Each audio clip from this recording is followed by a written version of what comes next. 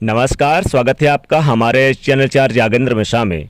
दोस्तों, अधिकतर से ही जानते हैं कि महाशिवरात्रि भगवान शिव और माता पार्वती के विवाह के उपलक्ष्य के रूप में मनाया जाता है। लेकिन कुछ विद्वानों का मानना है कि शिवरात्रि के दिन ही भगवान शिव ने कालकूट नाम का विष पिया था, जो सागर मंथन के समय समुद्र से निकला था। परंतु शिव पुराण में एक शिकारी से जुड़ी कथा का वर्णन किया गया है। आज की इस वीडियो में दोस्तों हम आपको शिव पुराण में वर्णन महाशिवरात्रि की कथा बताने जा रहे हैं। दोस्तों, शिव पुराण के कूट रुद्र संहिता में वर्णित कथा के अनुसार पौराणिक काल में किसी वन में एक भील रहता था, जिसका नाम था गुरु गुह था। उसका परिवार बड़ा था। वह बलवान और क्रूर स्वभाव का होने के साथ ही क्रूरतापूर्ण कर्म भी करता था। वह प्रतिदिन वन में जाकर हिरण अन्य जानवरों को मारता और वहीं रहकर नाना प्रकार की चोरियां करता था। उसने बचपन से ही कभी कोई शुभ कार्य नहीं किया था। इस प्रकार वह वन में रहकर वो दुरात्मा भील का बहुत समय बीत गया। तदनंतर एक दिन बहुत ही सुंदर एवं शुभ कारक शिवरात्रि आई। महादुर्लभ शुभ संयोग में शिवरात्रि आई, किंतु वह दुरात्मा घने जंगल में निवास करने वाला था, इसलिए उस व्रत के बारे में उसे नहीं जानता था। उसी दिन उस भील के माता पिता और पत्नी भूख से व्याकुल होकर उससे खाने की मांग करने लगे। उनके बार बार याचना करने पर वह भील तुरंत धनुष लेकर वन की ओर चला गया और हिरणों के शिकार के लिए सारे वन में घूमने लगा। देवयोग से उस दिन कुछ भी नहीं मिला और सूर्यास्त हो गया। इससे उसको बड़ा दुख हुआ और वह सोचने लगा कि मैं क्या करूं, कहाँ जाऊं, आज तो कुछ नहीं मिला। घर में जो बच्चे हैं उनका तथा माता पिता का क्या होगा, जो मेरी पत्नी है उसकी भी क्या दशा होगी, अतः मुझे कुछ लेकर ही घर जाना पड़ेगा। ऐसा सोचकर वह शिकारी एक जलाशय के समीप पहुंच गया और वहां पानी में उतरने वाले घाट पर बैठ गया और वहां जाकर खड़ा हो गया और मन ही मन यह विचार करने लगा कि यहाँ कोई न कोई जीव पानी पीने के लिए अवश्य आएगा।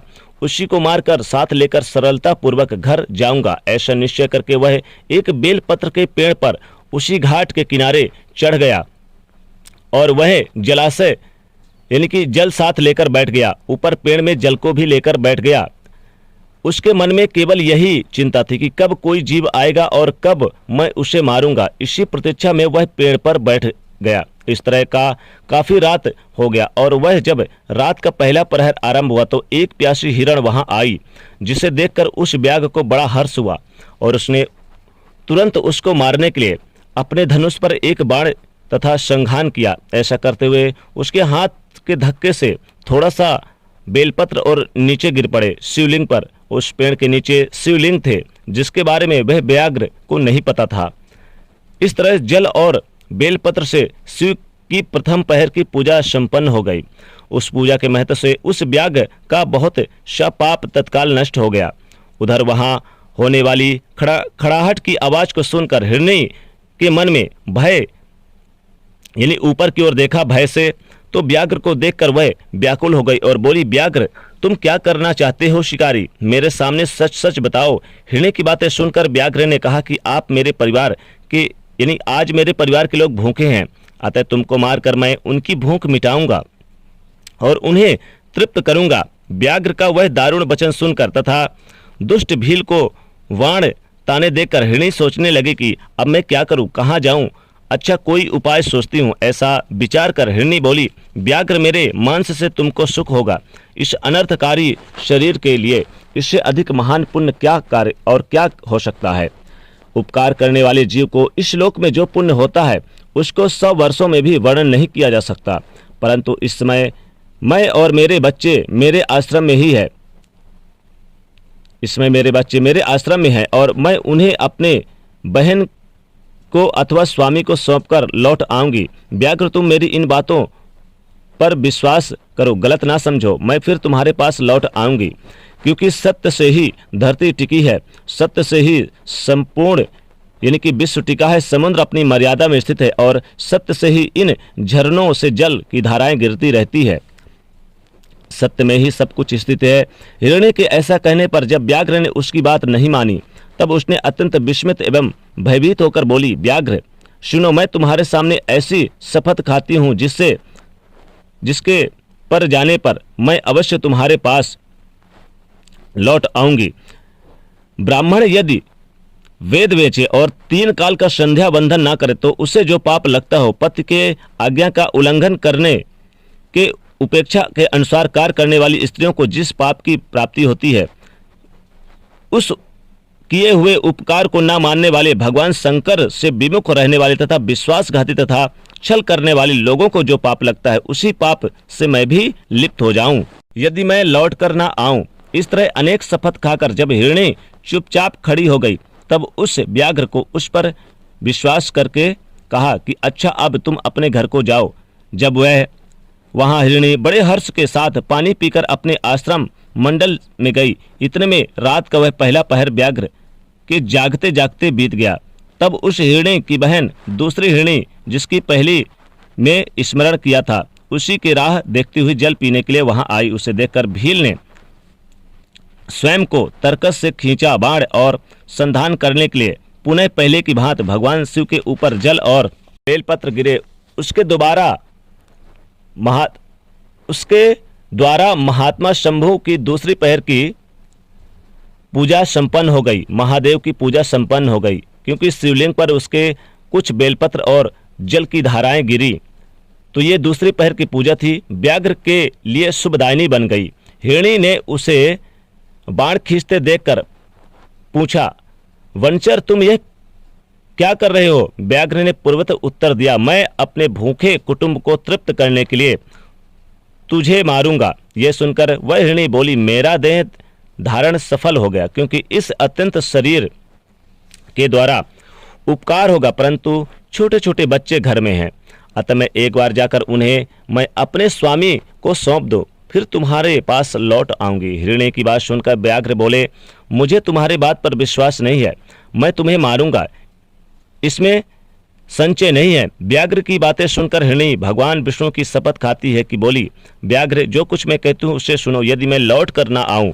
तो अपना पुण्य घर यानी कि अपना पुण्य हार जाऊं, क्योंकि जो वचन देकर उससे पलट जाता है वह अपने पुण्य को यानी कि हार जाता है। जो पुरुष अपने विवाहित स्त्रियों को त्याग कर दूसरे के पास जाता है, वैदिक धर्म का उल्लंघन करके गलत रास्ते पर चलता है, भगवान विष्णु का भक्त होकर शिव की निंदा करता है, माता पिता के निधन तिथि को श्राद्ध आदि न करके उसे सूना बिता देता है तथा मन में संताप का अनुभव कर अपने दिए हुए वचन को पूरा करता है, ऐसे लोगों को जो पाप लगता है वही मुझे भी लगे यदि मैं लौट कर ना आऊं। हिरणी के ऐसा कहने पर व्याघ्र ने कहा, जाओ। उसके बाद हिरणी जल पीकर हर्षपूर्वक अपने आश्रम को गई। इसके बाद पूजा की दूसरी पहर भी व्याघ्र के जागते जागते बीत गया। इसी समय तीसरा पहर आरंभ हो जाने पर हिरणी के लौटने में बहुत विलंब हो जाने के कारण व्याघ्र उसकी खोज करने लगा। इतने में ही उसने जल के मार्ग में एक हिरण को देखा। वह बड़ा हष्टपुष्ट था। उसे देखकर व्याघ्र को बड़ा हर्ष हुआ और वह धनुष पर बाण चढ़ाकर उसे मार डालने को तैयार हुआ। ऐसा करते समय उसके प्रारब्ध बस कुछ जल और बेलपत्र शिवलिंग पर गिर गए। उससे उसके स्वभाव से भगवान शिव की तीसरे पहर की पूजा भी संपन्न हो गई। इसी तरह भगवान ने उस पर अपनी दया दिखाई। पत्तों के गिरने की आवाज सुनकर उस हिरण ने व्याघ्र की ओर देखा और पूछा, क्या करते हो? व्याघ्र ने उत्तर दिया, मैं अपने कुटुंब को भोजन देने के लिए तुम्हारा वध करूंगा। व्याघ्र की बात सुनकर हिरण के मन में बड़ा हर्ष हुआ और तुरंत ही बोला, मैं धन्य हूँ, मेरा हष्ट पुष्ट शरीर होना सफल हो गया, क्योंकि मेरे शरीर से आप लोगों को तृप्ति होगी। जिसका शरीर परोपकार के काम में नहीं आता उसका सब कुछ व्यर्थ चला गया।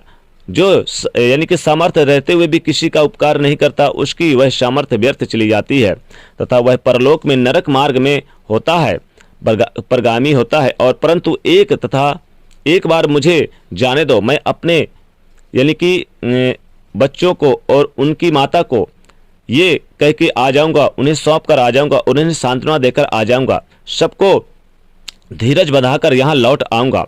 उसको ऐसा कहने पर व्याघ्र मन ही मन विस्मित हुआ। उसका हृदय कुछ शुद्ध हो गया तथा उसके सारे पाप नष्ट हो चुके थे। उसने हिरण से कहा, जो यहाँ आए वो सब तुम्हारी तरह बातें बनाकर चले गए, परंतु अभी तक नहीं लौट कर आए। हिरण, तुम भी इस समय संकट में हो, इसलिए झूठ बोलकर चले जाओ, फिर तो मेरा यानी आज मेरा जीवन निर्वाह कैसे होगा। व्याघ्र की बातें सुनकर हिरण बोले, व्याघ्र मैं जो कुछ कहता हूँ बातें सुनो, मुझ में असत्य नहीं है। सारा चराचर ब्रह्मांड सत्य से ही टिका हुआ है। जिसकी वाणी झूठी होती है उसका पुण्य उसी क्षण नष्ट हो जाता है। तथा तुम मेरी सच्ची प्रतिज्ञा सुनो, संध्या काल में मैथुन तथा शिवरात्रि के दिन भोजन करने से जो पाप लगता है, झूठी गवाही देने में और धरोहर को हड़पने में जो पाप लगता है, संध्या जो नहीं करता, जो ब्राह्मण को पाप लगता है, वही पाप मुझे लगे यदि मैं लौट कर नहीं आऊँगा। जिसके मुंह से कभी शिव का नाम नहीं निकलता, जो सामर्थ्य रहकर भी दूसरों के उपकार नहीं करता, पक्षी भक्षण करता तथा शिव जी की पूजा किए बगैर और भस्म लगाए बिना ही भोजन कर लेता है, इन सब का पातक मुझे लगे यदि मैं लौट कर ना आऊं। उसकी बात सुनकर व्याघ्र ने कहा जाओ शीघ्र लौटकर, व्याघ्र ने कहा शीघ्र लौटकर आना। व्याघ्र ऐसा कहने पर हिरण पानी पीकर चला गया। वो हिरण भी अपने परिवार के पास चला गया, उसे जाने दिया।